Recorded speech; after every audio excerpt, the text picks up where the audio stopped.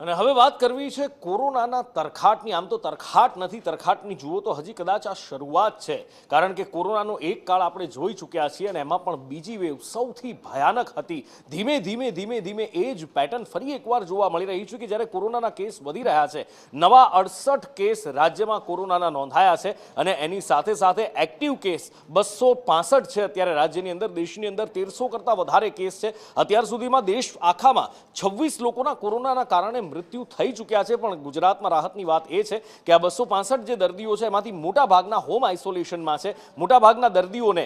ઓક્સિજનની પણ જરૂર નથી પડી કે પછી હોસ્પિટલમાં દાખલ કરવાની પણ જરૂર નથી પડી, એટલે કે વેરિયન્ટ જે અત્યારે કોરોનાનો છે એટલો ઘાતક નથી દેખાઈ રહ્યો, પણ તેમ છતાં એની સામે સતર્કતા રાખવી ખૂબ જરૂરી છે। ક્યાં કેટલા કેસ રાજ્યના જિલ્લાવાર જો વાત કરીએ, જિગ્નેશ પાસેથી જાણીએ।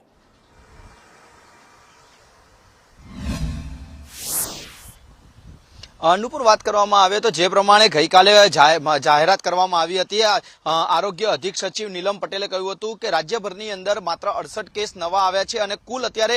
સક્રિય કેસ 265 છે। સાથે જ 11 જેટલા દર્દીઓ છે તે હોસ્પિટલમાં સારવાર હેઠળ છે અને મોટા ભાગના એટલે કે અંદાજિત 250 જેટલા દર્દીઓ છે તે પોતાના ઘરે હોમ આઇસોલેટ છે અને ઘરે જ સારવાર લઈ રહ્યા છે। જે 11 દર્દીઓ હોસ્પિટલમાં છે તેમને પણ અત્યારે હાલ કોઈ પણ પ્રકારની વેન્ટિલેશન અથવા ઓક્સિજનની જરૂર નથી, એટલે કે તેઓ અત્યારે હાલ પણ ખતરાની બહાર છે અને તેમની સામાન્ય ટ્રીટમેન્ટ અને તેમને ઓબ્ઝર્વેશનમાં રાખવામાં આવ્યા છે। પરંતુ જે કેસમાં અચાનક ઉછાળો આવી રહ્યો છે, એક જ દિવસમાં 68 જેટલા નવા કેસ આવ્યા, એ તે આગામી સમય માટે ચેતવણીરૂપ થઈ શકે છે અને